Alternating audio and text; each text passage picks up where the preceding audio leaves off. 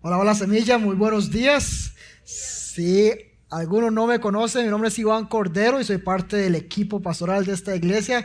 Y para mí siempre es un privilegio poder estar acá con cada uno de ustedes para abrir la palabra del Señor y estudiar un capítulo más de esta hermosa serie, este hermoso libro de Jueces en el que estamos durante esta temporada. Hemos visto ya varios capítulos bien interesantes, algunos bien violentos, otros que son un cántico de alabanza del Señor como la semana pasada. Y definitivamente creo que el Señor no deja de sorprendernos en cómo Él nos está guiando a poder aprender de su carácter, de quién es Él a través de Jueces. Y ha sido definitivamente hermoso, así que si usted por alguna razón no ha podido ver las enseñanzas pasadas, póngase al día, todavía hay tiempo. La semana pasada, como les decía, empezamos viendo este salmo, por llamarlo de alguna manera, porque es Débora cantándole al Señor y adorando por la victoria que les dio. Y es que Jueces es bien interesante porque es un ciclo que se repite 7 veces en donde el pueblo de Israel peca. A consecuencia de este pecado, entonces llegan otros pueblos que los esclavizan y los oprimen, y en medio de esta opresión es que ellos claman al Señor por libertad, por restauración. Entonces el Señor levanta a un juez, y este juez entonces libera de manera temporal antes, les da paz antes de que ellos vuelvan a pecar y se repita de nuevo todo este proceso. Y es que es interesante porque la vez pasada terminamos de una manera hermosa entendiendo que el pueblo entonces está en paz por 40 años. Imagínense qué bueno, después de estar en un proceso de opresión, lograr ya tener paz y decir, ok, estamos bien, en buena relación con el Señor 40 años. Pero de nuevo nuestra memoria es corta, es de corto plazo, se nos olvidan las cosas y empieza de nuevo este ciclo. Entonces el Señor en este capítulo les recuerda algo que es bien importante, que tenemos que reconocerlo nosotros siempre, y es que les dijo en versículo 10, yo soy el Señor su Dios. No temerán a los dioses de los amorreos en cuya tierra habitan, pero ustedes no me han obedecido. ¿Qué les parece si oramos y empezamos con el estudio de esta semana? Señor, solo quiero venir delante de tu presencia, Señor, y pedirte que pueda ser un instrumento en tus manos, que pueda comunicar el mensaje que tienes para nosotros en esta mañana, tarde. Gracias por tu gracia, gracias por tu favor que nos tiene hoy aquí. Permite que nuestros corazones sean tierra fértil para que podamos poner en práctica cada una de las cosas que aprendemos este día. Oramos en el nombre que sobre todo nombre, el nombre de Cristo Jesús. Si algo nos enseña Jueces realmente es que Dios es paciente. Porque si vemos estos ciclos 7 veces repetidos, vamos a estar viendo el cuarto en el día de hoy y en estas semanas, porque se va a extender un par de capítulos más. Si analizamos estos ciclos, definitivamente el Señor es demasiado paciente con nosotros. Porque cualquiera de nosotros, si tuviéramos una situación similar en la que tuviéramos la mínima de poder para corregir a los israelitas, los hubiéramos liquidado en la primera. Es más, los hubiéramos liquidado saliendo de Egipto. Pero gracias a Dios nosotros no somos los que decidimos, así que podemos estudiar el día de hoy su paciencia con el pueblo y entender que su carácter no ha cambiado. Entonces vemos esta santidad de Dios y lo importante que es para Dios tener, o sea, que nosotros tengamos en nuestro corazón las prioridades claras, bien puestas, pero también vemos entonces cómo Él es paciente con nosotros el día de hoy también. Entonces, esta enseñanza la he titulado Paciente a pesar de todo. Vamos a estar en Jueces capítulo 6 y leo desde la Nueva Biblia de las Américas. Esta primera parte le he llamado también el camino de la desobediencia. Y leo a partir del verso 1, dice: entonces los israelitas hicieron lo malo ante los ojos del Señor. Y el Señor los entregó en manos de Madián por 7 años. Y el poder de Madián prevaleció sobre Israel por causa de los madianitas. Los israelitas se hicieron escondites en las montañas y en las cavernas y en los lugares fortificados. Porque sucedía que cuando los hijos de Israel sembraban, los madianitas venían con los amalecitas y los hijos del oriente y subían contra ellos. Acampaban frente a ellos y destruían el producto de la tierra hasta Gaza. Y no dejaban sustento alguno para Israel, ni oveja, ni buey, ni asno.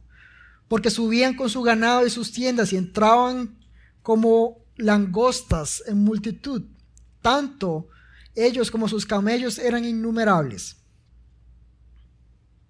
Y entraban en la tierra para devastarla. Así fue empobrecido Israel en gran manera por causa de Madián, y los israelitas clamaron al Señor. Entonces, lo que quiero que hoy veamos es este proceso en donde Israel, después de sus 40 años de paz, empieza de nuevo en un proceso que termina en esclavitud. ¿Por qué quiero que lo veamos así? Porque es lo que nos pasa a nosotros. Estamos viendo acá que los israelitas hicieron lo malo y el Señor los entregó en manos de Madián. Y es que es interesante porque Madián no es un pueblo nuevo. Madián es un pueblo que estaba al sur de Israel y ya se habían enfrentado a ellos cuando iban saliendo de Egipto. Entonces, de camino a la tierra prometida, cuando vemos Números 25, nos encontramos esta escena interesante en donde Israel va camino hacia la tierra prometida y se encuentra entonces en Sittim. Y en este momento la Biblia nos dice que Israel se estaba prostituyendo con las mujeres de Moab. Moab es un pueblo que está un poco más arriba, pero ellos estaban preocupados porque sabían las maravillas que el Señor había hecho con Israel.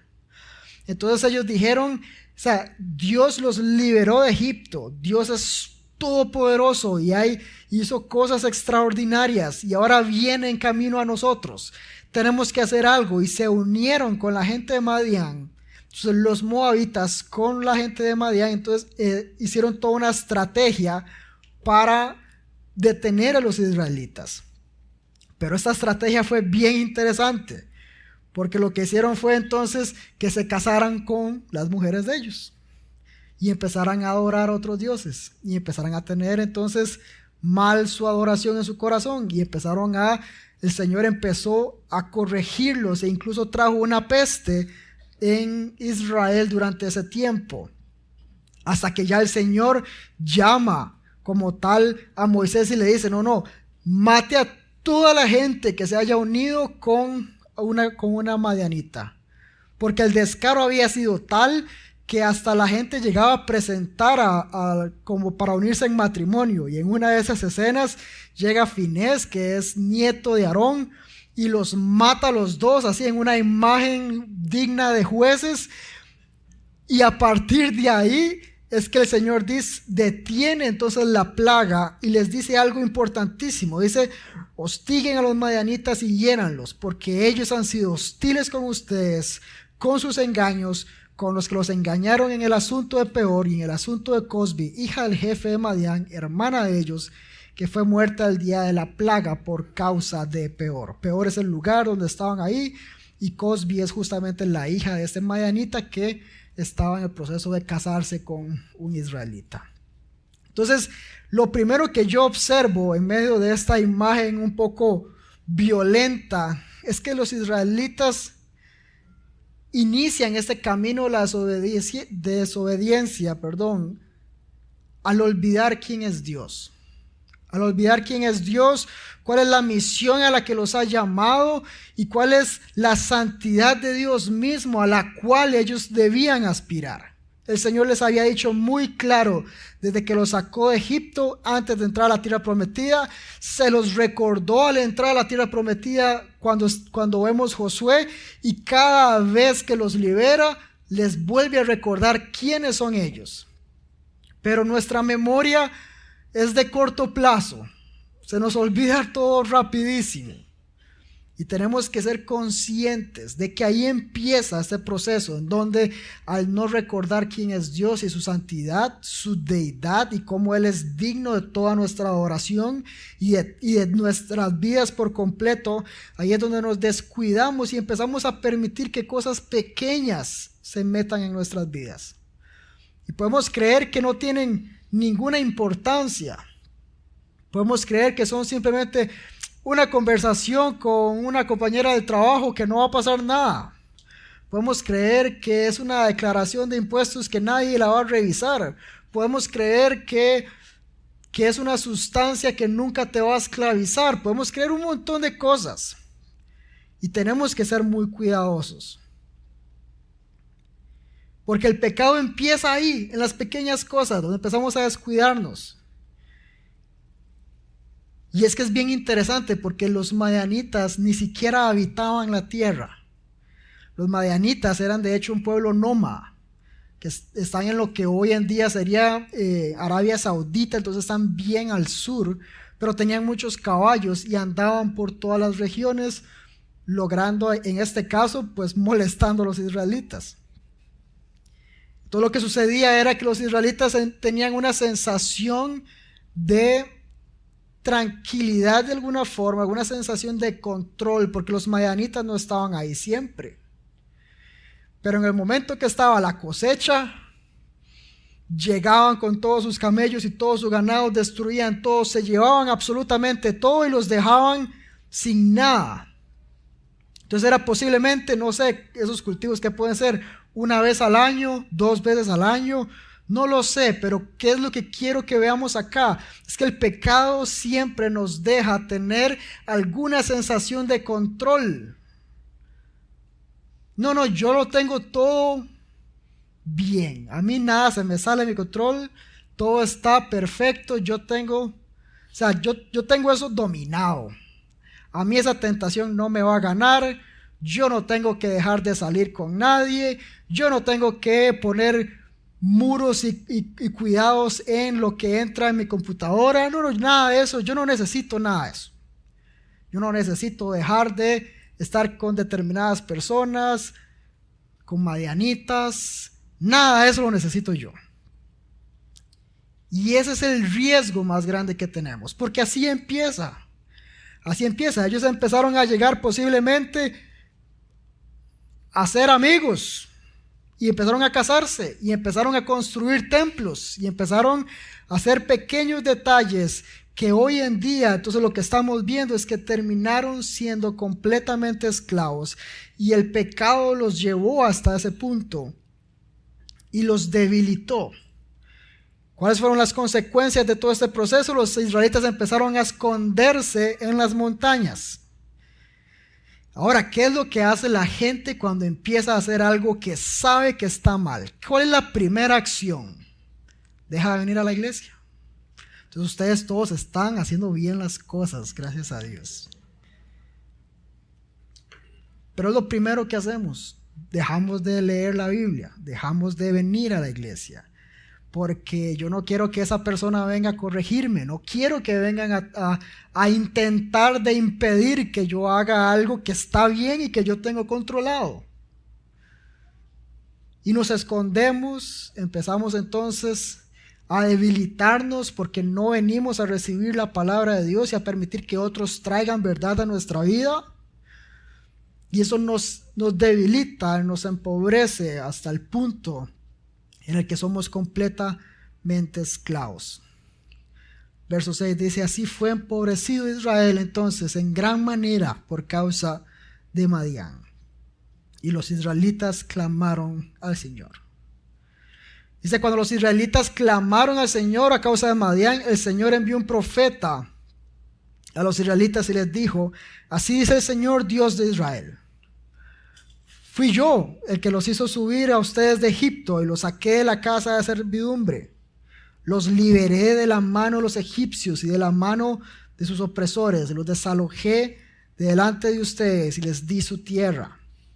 Y les dije, yo soy el Señor su Dios. No temerán a otros dioses, a los dioses de los amorreos en cuya tierra habitan.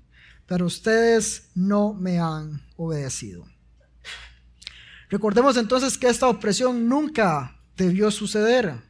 Si ellos hubieran sido obedientes, hubieran estado súper bien. Es más, si desde el puro inicio en la conquista, en Jueces, lo hubieran hecho bien, los madianitas, ni los amorreos, ni los amalecitas, ni los cananitas, ni todos los hitas estarían ahí. No habría ningún problema. Pero ellos fueron desobedientes y una vez más el Señor nos muestra que en medio de su desobediencia Él sigue siendo paciente y que no tardó su respuesta. Y eso es clave, que nos acordemos de que en medio de nuestra tentación de irnos hacia un lado, de escondernos, de dejar de venir acá, de dejar de congregarnos y acercarnos a la palabra de Dios, aún en medio de nuestra rebeldía, el Señor está atento a escucharnos y Él responde de inmediato. Pero el Señor responde de una manera que tal vez a ellos no les encantó, porque no los va a alcahuetear. Él les dijo claramente, yo soy el Señor su Dios. Y es lo que nos dice hoy, esta mañana. Él es nuestro Dios. Él es santo. Su carácter no ha cambiado. Su santidad no ha cambiado. Nada ha cambiado. Sin embargo, Él nos dio ya a Cristo, para que a través de la obra en la cruz que Él hizo en Cristo podamos ser restaurados y podamos restaurar nuestra relación con Dios, que podamos ser reconciliados juntamente con Dios. Dios lo que hace entonces con Gedeón es recordarle quién es Él y corregirlo. Pero también, y es lo que vamos a ver en los siguientes versos, levanta entonces al que va a ser este libertador para el pueblo de Israel. Entonces, la siguiente parte es paciente en medio de la duda, y voy a leer a partir del verso 11. Dice, entonces vino el ángel del Señor y se sentó debajo de la encina. Esto es un árbol como un roble parecido que estaba en Ofra, la cual pertenecía a Joás de Abiezer. Su hijo, Gedeón, estaba sacudiendo el trigo en el lagar para esconderlo de los madianitas. Y en eso el ángel del Señor se le apareció y le dijo, el Señor está contigo, valiente guerrero. Súper interesante. Cuando vemos estas frases de que el ángel del Señor se presentó, usualmente, o los estudiosos lo que creen es que era una teofanía, una representación, una manifestación de Dios mismo visible y clara ahí, y se habla de que es Cristo preencarnado quien está hablando acá. Entonces, Cristo preencarnado se le presenta a Gedeón para llamarlo y le dice algo que es bien importante.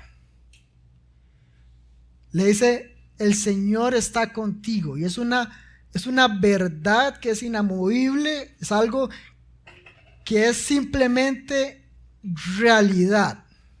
Y después le dice algo que pareciera ser no tan cierto, pero es la forma en la que el Señor ve a Gedeón una vez que él toma el llamado al cual él lo está haciendo. De la forma en la que él lo ve y por lo cual él lo envía más adelante a liberar a Israel. Porque si vemos los siguientes versos, Gedeón era todo menos valiente. Y Gedeón, de hecho, su respuesta es bien interesante. Le dice, Señor mío. Si lo notan en sus Biblias, ese Señor mío está en minúscula y es porque él posiblemente no sabe con quién está tratando. Y le dice, si el Señor estuviera con nosotros, ¿por qué nos ha ocurrido todo esto? ¿Dónde están todas sus maravillas que nuestros padres nos han contado diciendo, no nos hizo el Señor subir de Egipto, pero ahora el Señor nos ha abandonado y nos ha entregado en mano de Madián? Es bien interesante tratar de analizar el llamado que le hace el ángel o Dios mismo a Gedeón, donde le dice, el Señor está contigo, que es una realidad, es una verdad, y le dice, valiente guerrero.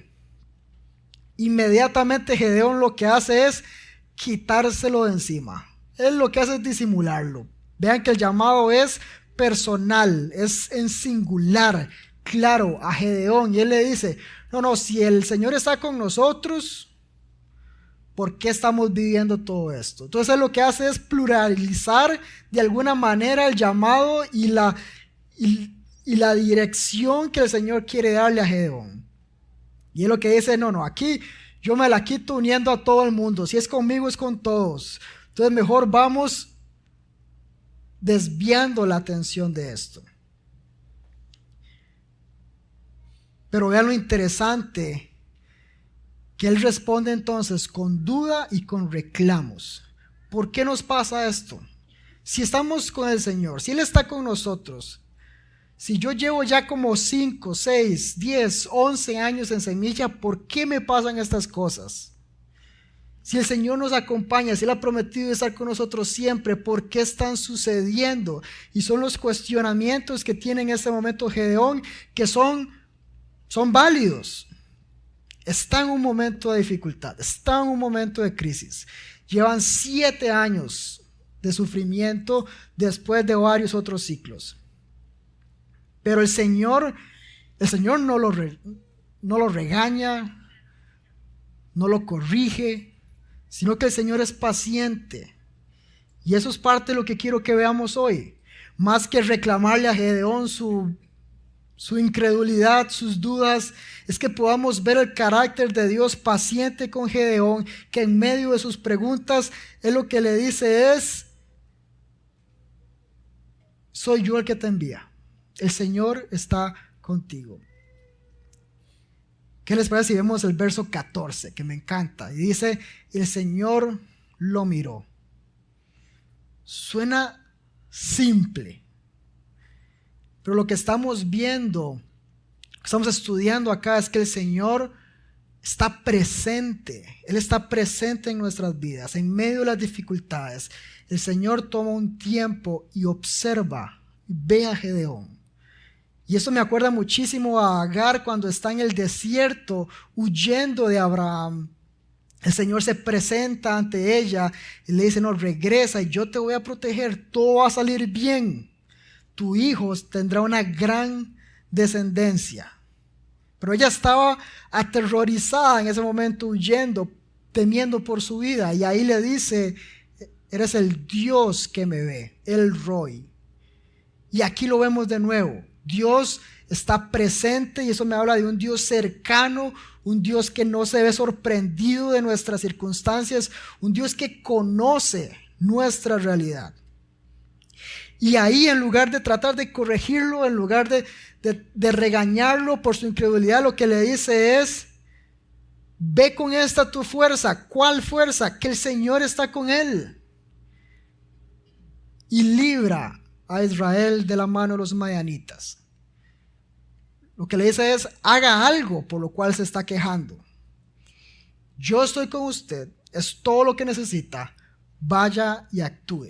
Haga las obras las cuales yo lo he llamado. Y la frase que dice, no te he enviado yo, de hecho se traduce en otras versiones como yo soy el que te envía. Yo soy el que te encomienda esto.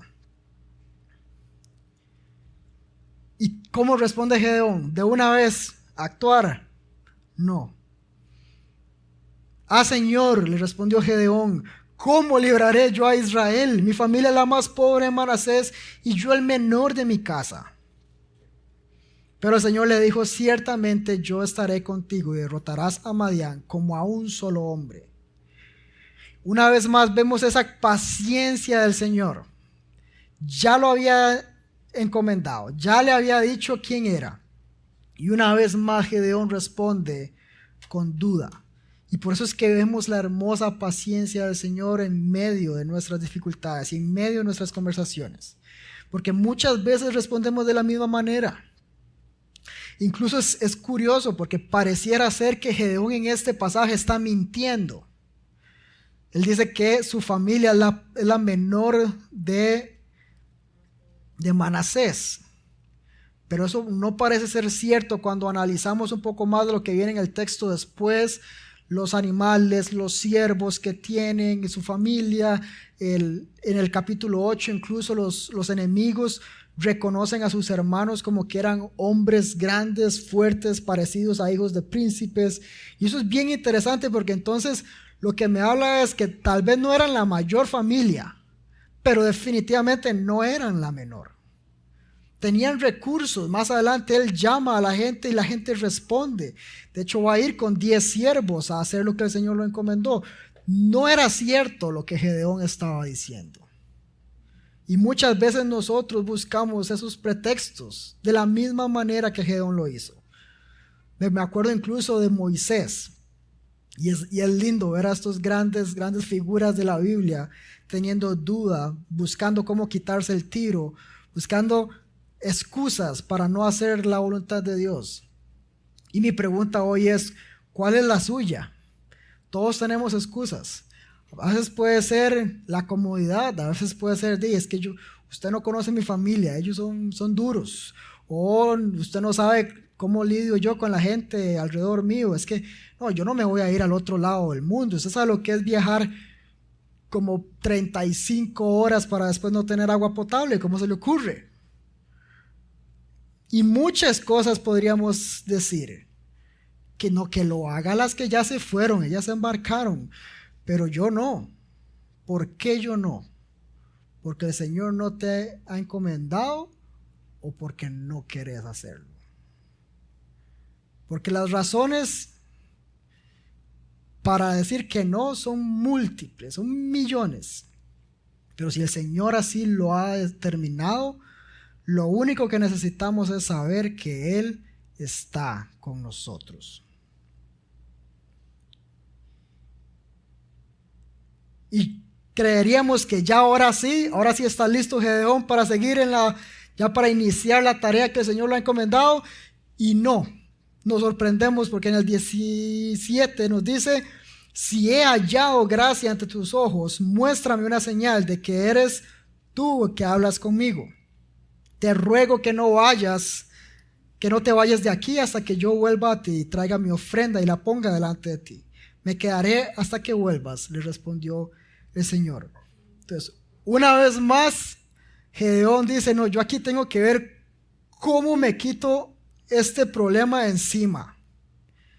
Y lo que le dice es: no, deme una señal. Y ya para este momento, si yo hubiera sido el ángel, le hubiera dicho: no sea majadero, haga caso y ya, es suficiente. Pero el Señor una vez más nos demuestra su paciencia. Y esto es lo más lindo de este pasaje, ver cómo el Señor lo que dice es: está bien, yo me voy a quedar aquí hasta que regreses. Y Gedeón entró, dice el 19, y preparó un cabrito de pan sin levadura con un efa de harina, que son 22 litros. Puso la carne en una cesta y el caldo en un caldero, y los llevó y los presentó al ángel. El ángel de Dios le dijo: toma la carne y el pan sin levadura, ponlos sobre esta peña y derrama el caldo. Así lo hizo Gedeón. Entonces el ángel del Señor extendió la punta de la vara que estaba en su mano y tocó la carne y el pan sin levadura. Y fuego subió de la roca y consumió la carne y el pan sin levadura, y el ángel del Señor desapareció de su vista. Súper interesante esta escena. Entonces Gedeón dice: bueno, yo aquí tengo que ver cómo me quito el tiro. Le digo: deme una señal. Ya ahora sí, deme una señal para ver cómo hago. Y el ángel le dijo, está bien, aquí me voy a quedar. Gedeón prepara esta ofrenda, que era relativamente normal en la cultura de hospitalidad de ellos, de preparar alimentos y cosas para los viajeros. Recordemos que Gedeón no tiene claro con quién está hablando en este momento. Entonces el ángel habla de parte del Señor y es lo que le dice, yo tengo que saber quién es el que está hablando conmigo. Hasta que yo tenga claridad, veré qué hago. El Señor en su paciencia se queda. Gedeón prepara la ofrenda. Y aquí viene esta imagen hermosa de la paciencia de Dios y cómo Él acepta la ofrenda. Dice que fuego consumió los alimentos que Él tenía ahí. ¿Se acuerdan de alguna otra escena que sea similar a esta? Levíticos 9, cuando el Señor establece todo el proceso de los sacrificios, Aarón prepara este altar y el Señor envía fuego que consume esta primera ofrenda. Y ahí el pueblo reconoce quién es Dios y adoró al Señor viendo esto. Más adelante, ya más bien en Reyes, en 1 Reyes 18, vemos una escena similar con Elías, en donde Elías prepara también un altar, lo llena de agua y el fuego del Señor consumió absolutamente todo y Elías ahora sí se ve fuerte y elimina a todos los profetas de Baal. Y es una escena hermosa en donde lo que vemos es el respaldo de Dios y la aceptación de la ofrenda que el Señor hace. Entonces aquí Gedeón está viendo esta escena y está diciendo, ay, ahora sí, porque este sí es Dios.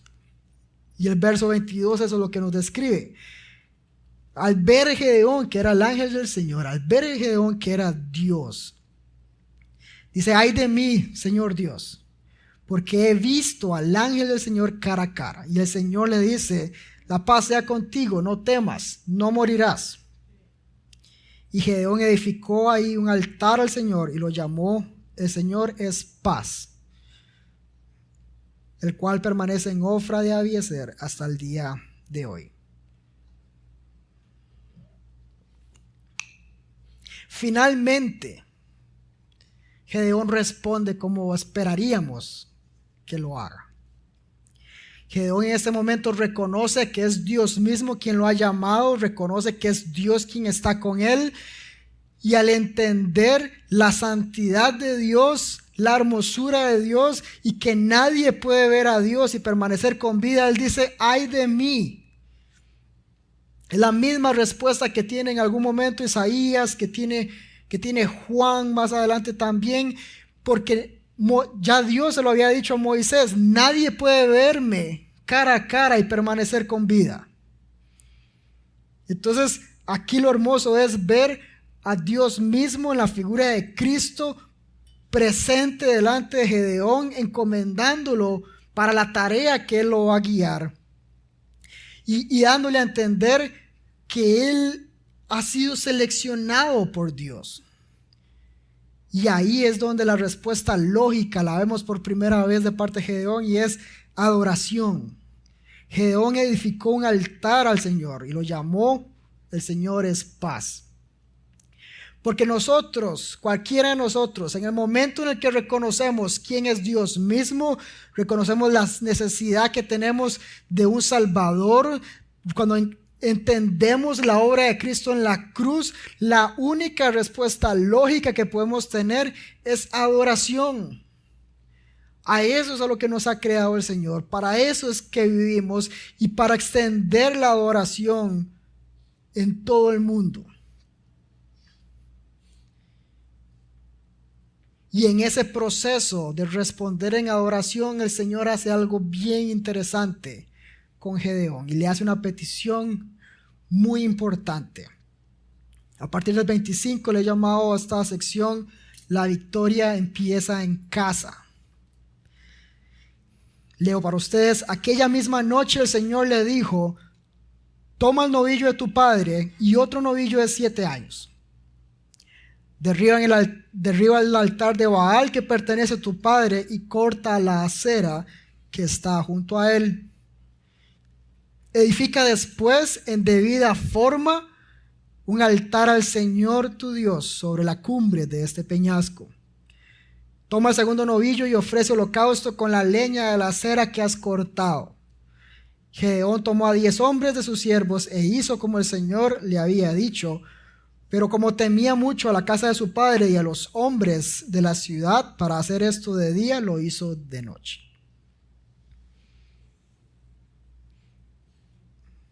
Qué interesante, ¿verdad? Primera petición del Señor, primera encomienda es: vaya y destruya los baales de su propia casa.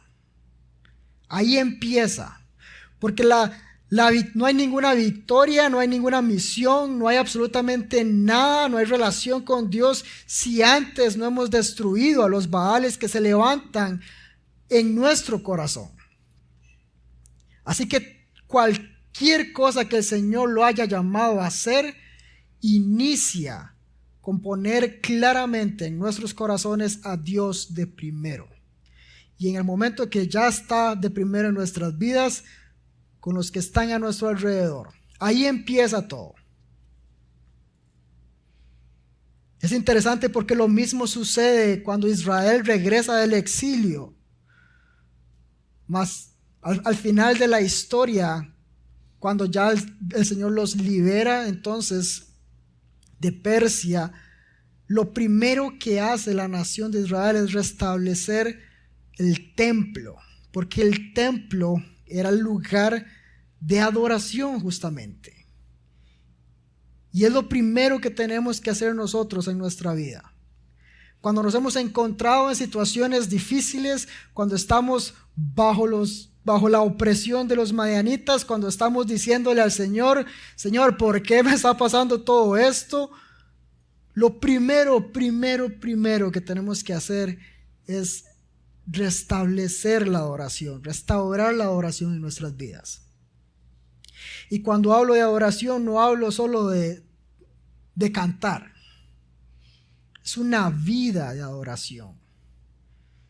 David nos leía antes Romanos 12. Presenten sus cuerpos como sacrificios vivos y agradables al Señor y encontrarán la buena y perfecta voluntad de Cristo. Así es como podemos conocer la voluntad del Señor. Y eso, justamente eso, es nuestra adoración consciente, nuestra adoración lógica. Es presentar nuestras vidas como un sacrificio al Señor. Y así es como inicia entonces esta salida del camino de desobediencia que llevábamos antes. Sigo con el 28, dice: cuando los hombres de la ciudad se levantaron temprano en la mañana, vieron que el altar de Baal había sido derribado y cortada la acera que estaba junto a él, y el segundo novillo había sido ofrecido en el altar y que se había edificado. Se dijeron unos a otros: ¿quién ha hecho esto? Cuando buscaron e investigaron, dijeron: Gedeón, hijo de Joás, ha hecho esto. Entonces los hombres de la ciudad salieron a Joás y le dijeron: saca a tu hijo para que muera, porque ha derribado el altar de Baal y ha cortado la acera que estaba a su lado. Es bien lamentable ver lo que está sucediendo acá, porque estamos viendo entonces un hombre que por fin, después de mucha duda, de muchas dificultad en aceptar su llamado, lo primero que hace es encontrar oposición en medio de su casa, en medio de su hogar. Alguien dijo por aquí lo normal, y lamentablemente es cierto, porque la sociedad hoy llama a lo bueno malo y a lo malo bueno. Entonces, cuando usted quiere implementar cambios en su vida, en su familia, los demás muchas veces respondemos: ay no, ¿cómo se le ocurre? Vamos a cambiar esto a esta altura de la vida. ¿Cómo vamos a dejar de hacer determinada práctica solo porque a ustedes se le metió el agua y ahora se hizo pandereta?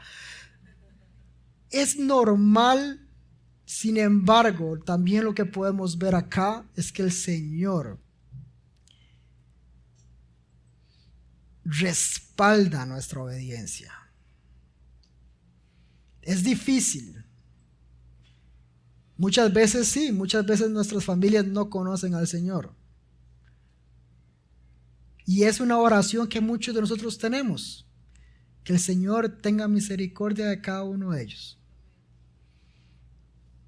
Y ojalá nos permita ser los instrumentos por los cuales ellos lleguen al conocimiento de Cristo. Sin embargo, esa opresión no puede ser la razón por la cual desobedezcamos a nuestro Señor. Debemos ser valientes porque el Señor nos respalda y Él está con nosotros. La respuesta justamente está en el verso 31. Dice que Joás se presentó delante de todos ellos y les dijo: ¿lucharán ustedes por Baal o lo librarán? A cualquiera que luche por él se le dará muerte antes de llegar la mañana. Si es un Dios, que luche por sí mismo, porque alguien ha derribado su altar. Por tanto, aquel día Gedeón fue llamado Jerobaal, es decir, que Baal luche contra él, porque había derribado su altar. Todos los madianitas, los amalecitas y los hijos del oriente se reunieron y cruzaron y acamparon en el valle de Jezreel. Y el Espíritu del Señor vino sobre Gedeón, y éste tocó trompeta, y los de Abiezer se juntaron para seguirlo. Envió mensajeros por todo Manasés, que también se juntó para seguirlo, y envió mensajeros a Aser, a Zabulón, a Neftalí, y subieron a su encuentro.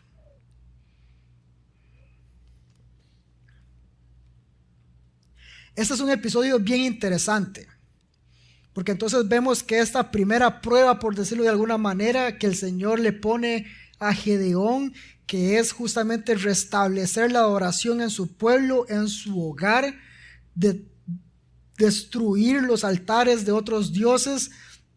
Vemos que inmediatamente se presenta esta oposición de parte de todas las personas. Sin embargo, el Señor respalda la obediencia de Gedeón y ahora lo tiene listo para enfrentar la batalla, porque justo terminó este evento y los madianitas y todos estos pueblos alrededor se juntaron. Dice que cruzaron. Cuando dice cruzaron es que ya se metieron al valle, cruzaron el Jordán y están ya cerca de atacarlos. Pero dice que él llamó a la gente y la gente respondió. Los mismos que hace nada lo estaban queriendo matar, ahora están respondiendo en cooperación para poder realizar la misión que el Señor les ha encomendado. Entonces, si nos vamos atrás y vemos a Gedeón preguntando ¿por qué nos ha pasado esto? La respuesta que hemos estado viendo en estos versos, en algunos casos puede ser que es consecuencia del pecado. Y a partir de ahí tenemos que tomar las acciones correspondientes de arrepentimiento y de restablecer la oración en nuestras vidas hacia el Señor. Pero otras circunstancias puede ser simplemente que el Señor está moldeando nuestro carácter y está formándonos para poder estar listos y preparados para la prueba que sigue más adelante, para la misión que Él nos ha encomendado. Que al final de cuentas todos tenemos parte en la misión de Dios. La misión es una: hacer discípulos a todas las naciones. Si usted no sabía que eso le toca, apúntelo, porque esa es la misión y esa es la encomienda. Y no se trata de, como hizo Gedeón, no, si el Señor está con nosotros, alguien lo va a hacer. No, es a usted personalmente que el Señor lo ha llamado a ser parte de la misión de Dios. ¿Cómo funciona eso? ¿Cómo se ve eso? Yo no sé. Puede ser distinto para usted y para mí. Pero el punto es, no busquemos excusas para quitarnos de encima este llamado tan importante. Porque el Señor ha utilizado entonces todos los episodios de su vida hasta el día de hoy, tienen un propósito claro. Y ustedes tienen esa preparación de parte del Señor para que más adelante puedan ser de bendición para otras personas. Entonces puede ser difícil el día de hoy, es cierto, durísimo. Pero de nuevo el Señor nos ha enseñado que Él está atento a escuchar nuestra súplica. Yo espero que aquí nadie espere 7 años como los israelitas, pero el Señor está ahí presente, escuchándonos. Y después cerramos con esta escena tan interesante, y le voy a pedir de una vez que vayan pasando los de adoración, porque creeríamos que ya para este punto Gedeón está listo para ser ese hombre valiente que el Señor había dicho en el inicio, y cuando ya creemos que él va a entrar en guerra obedeciendo al Señor y liberando al pueblo, ojo con lo que sale. Entonces Gedeón le dijo a Dios, leo del 36, si has de librar a Israel por mi mano como lo has dicho, voy a poner un vellón de lana en la era. Si hay rocío solamente en el vellón y toda la tierra queda seca, entonces sabré que liberarás a Israel por mi mano como lo has dicho. Y así sucedió. Cuando se levantó temprano por la mañana, exprimió el vellón y escurrió el rocío del vellón, un tazón lleno de agua. Y creeríamos que ahora sí. Pero no. Y Gedeón dijo a Dios, no se encienda tu ira contra mí si hablo otra vez. Te ruego que permitas hacer otra vez una prueba con el vellón. Que ahora quede seco el vellón y haya rocío en toda la tierra. Así lo hizo Dios aquella noche, porque solamente quedó seco el vellón y había rocío en toda la tierra. A esta sección le había llamado paciente en medio de la incredulidad, y es que es definitivo que nuestro Dios es paciente con nosotros, porque después de semejante obra del Señor para llamarlo a Él, la claridad con la que el Señor le ha mostrado su voluntad a Gedeón, y aún así al final ya listos para la batalla, prácticamente los pueblos ya reunidos, el ejército esperando nada más la obra y el llamado, Gedeón dice, no, suave, ¿será que es cierto?